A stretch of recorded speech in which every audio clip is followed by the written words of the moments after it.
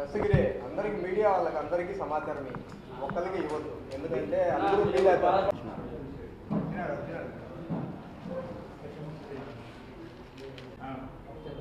ఇదంతా హెల్ప్ చేయనాక కండువా వేసుకుని మాట్లాడదాం.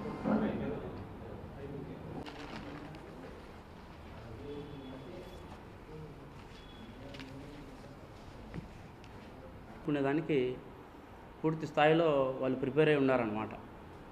అంటే జైల్లో నేను ఉన్నప్పుడు అక్టోబర్ 31వ తారీఖు నేను జైలుకు పోవడం జరిగింది.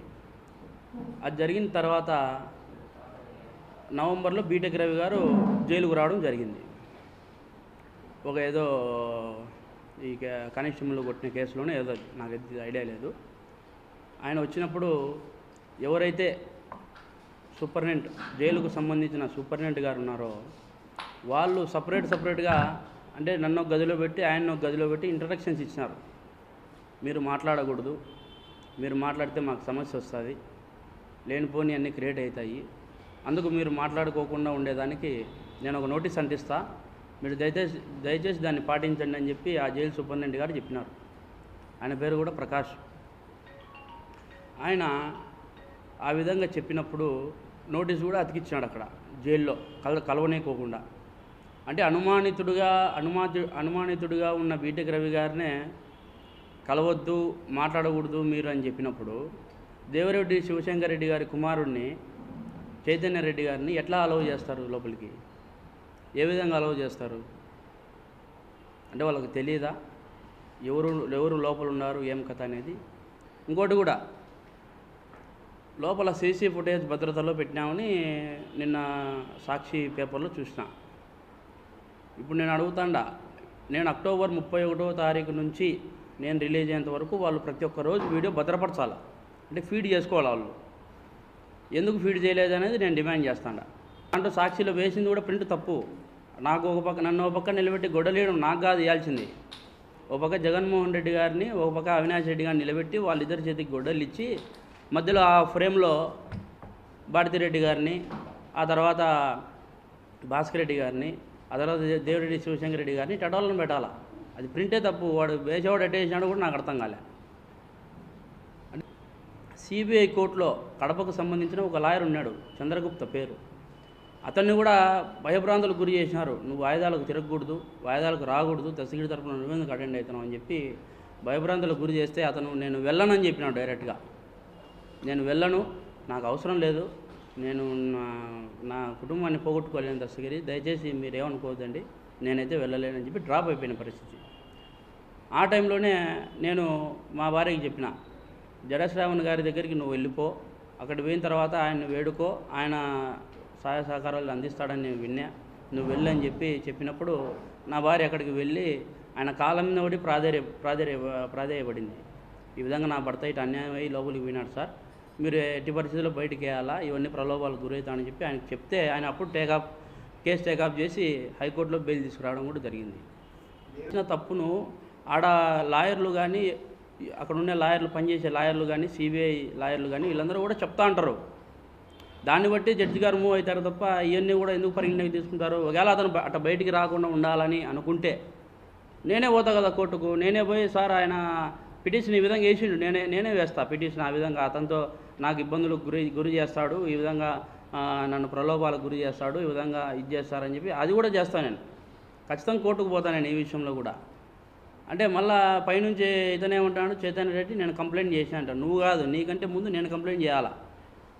అది ఈరోజు ఇస్తా, ఎస్పీ గారిని కూడా కలిసి ఈరోజు ఆయన కూడా వాస్తవాలు వివరించి ఆయన కూడా నేను ఈరోజు కంప్లైంట్ ఇవ్వడానికి కడపకు రావడం జరిగింది. అట్లనే ప్రతి ఒక్క అంశాన్ని కూడా నేను చెప్తా. ఒకవేళ దేవిరెడ్డి శివశంకర్ రెడ్డి నన్ను కలవకోకుండా ఉంటే వాళ్ళు ఒక లెటర్ రాయించినారు, ఎవరు జైలు అధికారులందరూ కలుసుకొని, సూపరింటెండెంట్ వారు వాళ్ళందరూ కలుసుకొని ఒక లెటర్ రాయించినారు. అంటే ఫస్ట్ రాయమని ఏం చెప్పిందంటే, నా భార్యకు మతి స్థిమితం లేదు, నేను జైలుకు వచ్చిన కారణంగా ఆ పాప అప్సెట్ అయింది, మతి స్థిమితం లేక ఆ పాప ఏం కావాలంటే చెప్తా ఉంది, దయచేసి ఆ విధంగా మీరు పరిగణలోకి తీసుకోవద్దండి.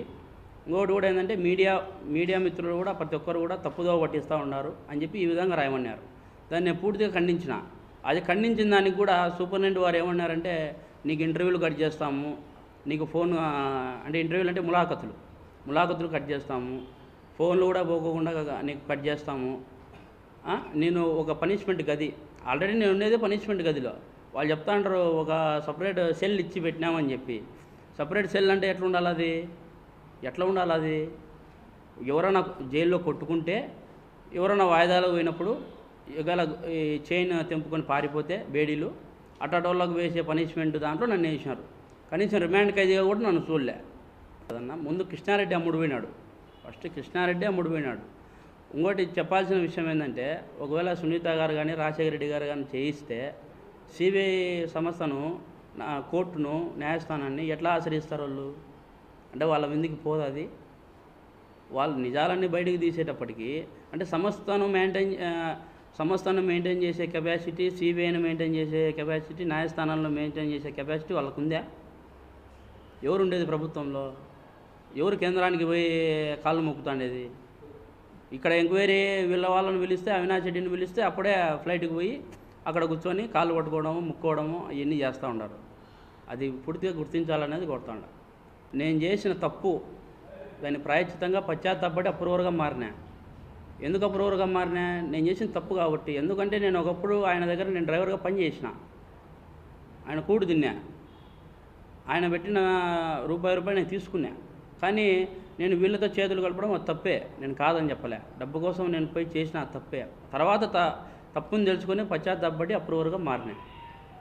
అయితే నాకు ఐడియా లేదన్న. అంటే అది ఫుల్ తాగి ఉన్నాము ఆ టైంలో. ఎవడు వీడియో కాల్ చేస్తున్నాడో ఎట్లా చూస్తాం? అంటే మేమేంది సినిమాకి కాదు కదా, మేము పోయినది. ఆయన హత్య చేసేదానికి పోయినాము. ఆ మూమెంట్లో ఎవడేం చేస్తున్నాడంటే మాకెట్ అర్థమవుతుంది?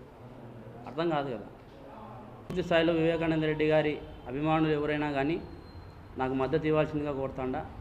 అంటే పూర్తి స్థాయిలో నేను ఈ పొద్దు పులివెందుల్లో ఏ స్టేజిలో నేను క్యాండిడేట్గా నిలబడతాను అనేది మీ అందరి దృష్టిలో పెడతాండా. అప్రూవర్గా మారినాం కదన్న. ఓటు అడిగే హక్కు ఉంది అంటే మీరు అడిగిన క్వశ్చన్కు కరెక్టే. సరే, మరి జగన్మోహన్ రెడ్డి గారు వివేకానంద రెడ్డిని మా చేత హత్య చేయించాడు. అతనికి ఓటు హక్కు అడుగుందా? ఓటు అడిగే హక్కు ఉందా? చెప్పండి. ఓటు అడిగే హక్కు ఉందా? పులివెందుల్లో నిలబడే హక్కు ఉందా? నేనన్నా మర్డర్ చేసి ఈ విధంగా అప్రూవర్గా మారి, నైనా నేను చెప్పింది వాస్తవాలు నాయనా, నేను అబద్ధాలు చెప్పలేదు, ఇది ఉండేటోళ్ళు వీళ్ళు, చంద్రబాబు నాయుడు గారి టడోళ్ళు కాదురా నాయన, వీళ్ళు ఉండేది అని చెప్పి వాస్తవాలు చెప్పినందుకు ఈ పొద్దు ఖచ్చితంగా ఓటు అడుగుతా నేను. అది చేయించిన జగన్మోహన్ రెడ్డి గారిని ప్రశ్న వేయండి మీరు, నన్ను కాదు వేయాల్సింది.